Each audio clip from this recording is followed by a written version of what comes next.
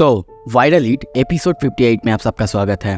जल्दी से लाइक करो अगर ऐसे ही आपको एपिसोड बहुत जल्दी देखना है तो। पिछले एपिसोड में हमने देखा था हॉबिन उसी प्रोसिक्यूटर के साथ जाके एक पॉलिटिशियन के साथ जाके मिलता है। वो कहता है वो उसकी मदद कर देगा, पर उसके लिए हॉबिन को अपना वर्थ उसे दिखाना होगा, क्या वो सच में वर्दी है कि नहीं। इस तरफ अब हॉबिन के सारे दोस्त वापस आ चुके थे उसकी हेल्प करने के लिए।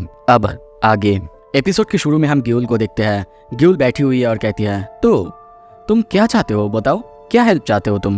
हॉबिन कहता है तुम्हें याद नहीं है मैंने जो तुमसे कहा था, तुम तो जिन्हो ली के साथ एक ही टीम में काम करते थे पहले, है ना। और तब तुम और वांगुक दोनों कॉल आउट करने का काम करते थे यूट्यूब पर। वांगुक के हिसाब से तुम दोनों ने मिल के जिन्हो को एक बार कॉल आउट करने की कोशिश भी की थी। वो कहती है हाँ बिल्कुल सच तो है, पर तुम दोनों सेम साइड पे थे ना। वो कहती है तुम्हें एक चीज़ पता है हॉबिन, जो लोग तुम्हारे साइड में होते हैं वो अपना सारा गार्ड डाउन कर देते हैं और बहुत ही इजीली तुमको अपना सब कुछ बता देते हैं। वो और कुछ कहता है, उससे पहले हॉबिन कहता है नहीं मैं ये सब नहीं पूछ रहा हूँ, मैं बस पूछ रहा हूँ क्या तुम लोगों को कुछ मिला है उसके खिलाफ। वो कहती है ऐसा कुछ खास नहीं, बस एक एबंडन बिल्डिंग मिला था। क्या एबंडन बिल्डिंग? तभी ग्यूल सामने बहुत सारा खाना देख के कहती है बाय द वे ये सब आखिर क्या है। हॉबिन कहता है ये सब कुछ तुम्हारे लिए ही है। वो कहने लगती है हाँ मैंने एक एबंडन बिल्डिंग को ढूंढ लिया था सियोल में, पर मैं उसके अंदर नहीं जा पाई थी क्योंकि तब मैं अब जैसा इतना माहिर नहीं थी और उसमें बहुत सारे गार्ड्स भी थे इसीलिए। तभी हॉबिन कहता है ग्यूल क्या तुम मुझे उस बिल्डिंग का पता बता सकते हो। तभी वो कहती है हे क्या तुम्हें सच में लगता है कि मैं तुमको उस बिल्डिंग का पता बता दूंगी? कभी नहीं। क्या तुमने पी के रखा है क्या? मतलब तुम अकेले बाहर जाके प्लान कर रहे हो बाहर से कुछ निकाल लाओगे। हॉबिन कहता है नहीं मैं ऐसा नहीं। तुम चाहते हो कि मैं वैसा इन्फॉर्मेशन तुमको फ्री में दे दूँ?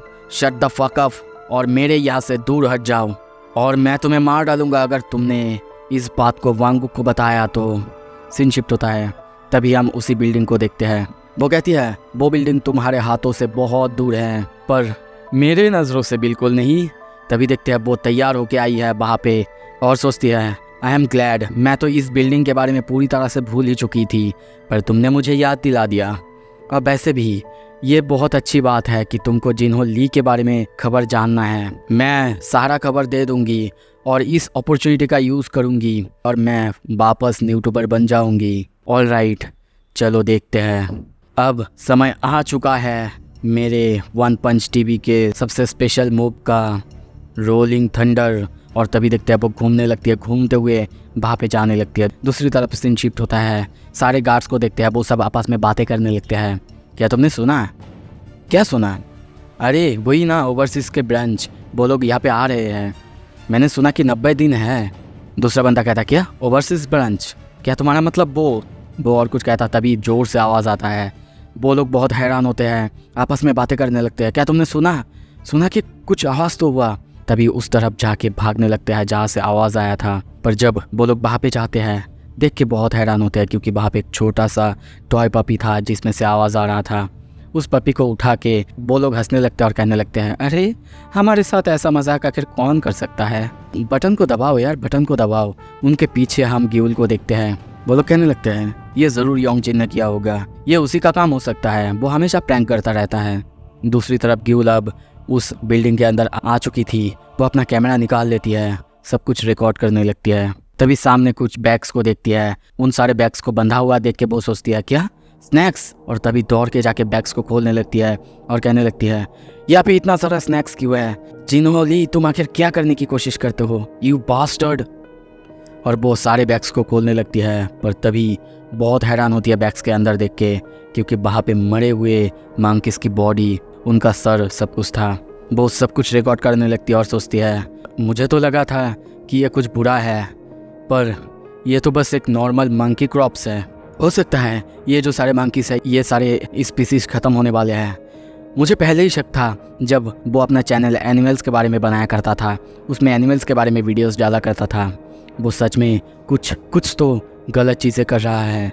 तभी वो और नीचे देखने लगती है और तभी देखती है कि जो मंकीज़ के बॉडीज़ थे उनके स्टमक के अंदर कुछ है। और तभी वहाँ पे उसके हाथ में हम ड्रग्स को देखते हैं। देखते ही बहुत हैरान होती है और फेंकते हुए चिल्लाने लगती है और कहती है क्या ये तो ड्रग्स हैं। ओह माय गॉड, ऐसा कैसे कर सकता है ये बंदा? वो मरे हुए मंकीज के बॉडीज के अंदर ड्रग्स को म्यूल कर रहा है। What the hell. तभी वहाँ पे कोई आता है और कहता है सारे दरवाजे को बंद करो, और हम देखते हैं डोंग सियोक वहाँ पे आ चुका है। सीन शिफ्ट होता है, दूसरी तरफ हम वांग वुक को देखते हैं। वो किसी और जगह यानी अपने कोच के पास आया है। वो उसे देख के कहता है, अरे टफ गाई वांग वुक हान, क्या सच में ये तुम ही हो? Long time no see coach. कुछ देर बाद वो दोनों डोंग सोक के बारे में बात करने लगते हैं कि डोंग सोक अब जीने के लिए क्या काम करता है। वांग वुक उसे कहता है मुझे उसे हराना होगा और इसीलिए मुझे बॉक्सिंग सीखना होगा कोच। वो कहता है मैं तुम्हें सिखा तो दूंगा पर तुम उसे हरा नहीं सकते। ये सुन के वांग वुक हैरान होते हुए कहता है क्या, पर क्यों?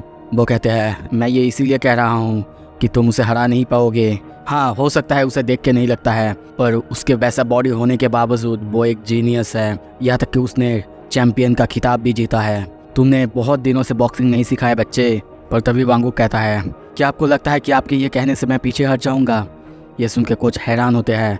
वांग वुक हंसता है और कहता है कोच आपको पता है मैं टफ गाई हूँ वांग वुक खान, मैं कभी हार नहीं मानता हूँ। सो कोच चोई प्लीज़ आप मुझे सिखाइए। ये सुन के वो कहता है यू पंक, क्या तुम अपने साथ ग्लव्स लाए हो? सीन शिफ्ट होता है, दूसरी तरफ हम हांसू सियोंग को देखते हैं।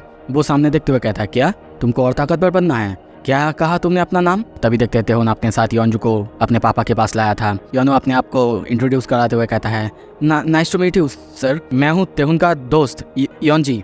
वो कहते हैं क्या तुम लोगों को कोई बुली कर रहा है? अगर कर रहा है तो मुझे बताओ, मैं उन्हें जाके पनिश करता हूँ। तेहुन कहता है भूल जाइए पापा, आप किसी को भी पनिश नहीं कर रहे हैं, उसके बदले इस बंदे को सिखाइए, ये आपसे कुछ सीखना चाहता है।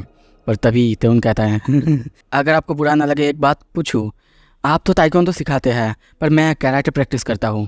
क्या आपको पता भी है कि कराटे क्या चीज़ है? मैं भी शायद मुझे आपको सिखाना चाहिए या फिर शायद मुझे घर जाना चाहिए। वो और कुछ कहता। तभी देखते हैं हांसू सियोंग उसके ऊपर एक जोरदार पंच मारता है जो कि था कियोशिन कराटे का स्ट्रेट पंच। ये पंच इतना खतरनाक था कि कियोशिन कराटे करने वाले खुद योनू को भी दर्द होने लगता है, जिसको कि दर्द नहीं होता। वो सोचता है मुझे विश्वास नहीं हो रहा है, मुझे दर्द हो रहा है। हांसू सियोंग थोड़ा सा स्माइल करता है और कहता है तुम्हें किसने कहा कि मुझे कियोशिन कराटे नहीं आता है? तभी देखते हैं कियोशिन कराटे 9 दैन हांसू सियोंग, मतलब कियोशिन कराटे में भी वो माहिर है। तभी तेहुन कहता है जाओ आप अपने कपड़े बदल लो, और बिल्कुल मैं सही था जब मैंने तुम्हें कहा था कि उनको प्रोवोक करना। हाउएवर मैं तुमसे अब डबल चार्ज करूंगा। योनो कहता है क्या? पर डैड तो मुझे सिर्फ 10% देते हैं ना। सीन शिफ्ट होता है, दूसरी तरफ हम हॉबिन कंपनी में देखते हैं। हॉबिन को देखते हैं, वो ये वीडियो जो कि ड्यूल रिकॉर्ड करके लाया है ये देख के बहुत हैरान हो चुका है। वो उसे कहता है क्या तुमने ये फिल्म किया है? वो कहती है बिल्कुल, तुमको क्या लगता है? पर मुझे एक वक्त के लिए लगा था कि किसी ने मुझे सुन लिया है। हॉबिन कहता है क्या? तो फिर तुम भागे कैसे? वो कहती है अरे कुछ नहीं, मैंने अपने आप को छुपा लिया था बस। पर यहाँ पे पता नहीं क्यों मुझे देख के लग रहा है कि डोंग सियोक ने उसे देखा है और इग्नोर करा है। हॉबिन ये देख के बहुत खुश होता है और कहता है एनीवे गुड जॉब, यही तो हमें चाहिए था। ड्रग्स और एबंडनिंग एनिमल्स, ये इन्फॉर्मेशन शायद मदद कर दे। चलो चलो। ग्यूल कहती है कहा। सीन शिफ्ट होता है, दूसरी तरफ हम तभी असेंबलियन यंग होंग को देखते हैं। वो ये वीडियो देखता है और कहता है ये इनफ नहीं है। ये सुन के हॉबिन और ग्यूल बहुत हैरान होते हैं। ग्यूल कहती है damn it who the hell are you? Mister Hong कहते हैं क्या तुमने कभी सुना है कि जब एविडेंस मिले इसका मतलब कोई एविडेंस नहीं होता है? हॉबिन कहता है बिल्कुल नहीं सुना है। दूसरी तरफ ग्यूल कहती है सीरियसली कौन हो तुम? वो कहता है ये एक पुलिस वाले ने मरने से पहले कहा था जिसने कि जिन्हो ली को पकड़ना चाहा था, यहाँ तक कि वो प्रेस को कंट्रोल कर सकता है, एबंडनिंग एनिमल्स और डीलिंग ड्रग्स। तुम्हें लगता है तुम इससे उसके ऊपर एक दाग भी कर पाओगे? जिन्हो ली इस तरह का बंदा है जिसके पीछे हेल्प करने के लिए है तेसानजू। सीन शिफ्ट होता है, हम देखते हैं ग्यूल को पकड़ के वो गार्ड ले जा रहे होते हैं। मिस्टर होंग कहता है तुम इन सारे एविडेंस की मदद से उसे टेक डाउन नहीं कर सकते। कुछ देर बाद ये सब सुनने के बाद हॉबिन कहता है इसका मतलब शायद मुझे गिव अप कर देना चाहिए। तभी वो कहता है हाउएवर ये मुझे दिखाता है कि तुम कितना ज़्यादा सीरियस हो, तो चलो करते हैं। हॉबिन कहता है क्या? वो कहते हैं मैं कह रहा हूँ चलो एक साथ मिल के काम करते हैं और उस बास्टर्ड को टेक डाउन करते हैं। दूसरी तरफ हम जिन्हो ली और तेसानजू को मज़े करते हुए देखते हैं। मिस्टर होंग कहते हैं तुम जिन्हो ली को टेक डाउन करो, तेसानजू के बारे में चिंता करने की बिल्कुल ज़रूरत नहीं है, क्योंकि इस कंट्री में सिर्फ मैं ही हूँ जो कि तेसानजू को टेक डाउन कर सकता है। तुम्हें पता है मेरे पास कुछ ऐसा है जिससे मैं तेसानजू को आसानी से टेक डाउन कर सकता हूँ अगर मैं उसका यूज़ करूँ, यहाँ तक कि वो खुद इसे अवॉइड भी नहीं कर सकता। हॉबिन पूछता है तो फिर आपने अब तक ऐसा क्यों नहीं किया? मिस्टर होंग कहते हैं मैं प्लान तो कर रहा था पर प्रॉब्लम है जिनहोली। हॉबिन चौंकते हुए कहता है क्या जिनहोली? मिस्टर होंग कहते हैं क्या तुमको समझ में आ रहा है? वो पुलिस को कंट्रोल करता है, मीडिया को कंट्रोल करता है, यहाँ तक कि उसका इन्फ्लुएंस उनके भी ऊपर जाता है। ये थोड़ा सा ज़्यादा हो जाएगा बोलना, पर फिर भी ऐसा लगता है कि ये पूरा देश उसके उंगलियों के नीचे है। जैसे ही मैं तेसांजू को टेक डाउन करने जाऊंगा उससे पहले ही जिनहोली को पता चल जाएगा और वो इस बात को प्रिवेंट कर लेगा, ये होने से रोक देगा। और इसीलिए हमारा प्लान ऐसा ही होना चाहिए कि हम दोनों एक साथ उन दोनों को टेक डाउन करेंगे। हॉबिन ये सुन के चौंकते हुए कहता है क्या? तो फिर इसका मतलब? वो कहते हैं बिल्कुल सही सोचा तुमने, सियोंजुन और मेरा प्लान भी यही था।